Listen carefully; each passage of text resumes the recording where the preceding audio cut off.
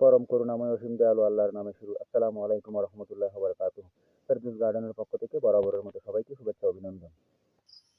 সম্মানিত ভিউয়ার্স, আপনারা সবাই কেমন আছেন? আশা করি ভালো আছেন। সম্মানিত ভিউয়ার্স, আপনারা এটা কোন জাতের কমলা দেখতেছেন? এটা হচ্ছে সাইট্রাস গ্রুপের অন্তর্ভুক্ত নাগপুরি কমলা। এই নাগপুরি কমলার আবিষ্কার ভারতের নাগপুর রাজ্যে।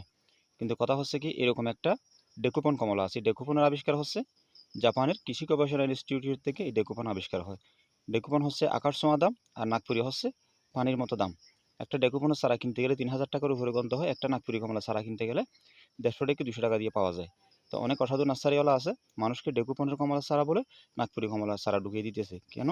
এই নাগপুরি কমলাটা যখন পেকে যায় অনেকটাই ডেকুপনের মতো দেখতে দেখা যায়, কিন্তু এটা কখনো ডেকুপন নয়। আমার কথা কতটুকু সত্য আপনারা ইউটিউবে গুগলে সার্চ করে জেনে নেবেন। তো সবাই ভালো থাকবেন। আজকের ভিডিও এতটুকু পর্যন্ত। যদি আমার কথাগুলো কারো উপকার আসে তাহলে ভিডিওটা লাইক করবেন, কমেন্ট করবেন, শেয়ার করবেন, সাবস্ক্রাইব করবেন। আসসালামু আলাইকুম রহমতুল্লাহ।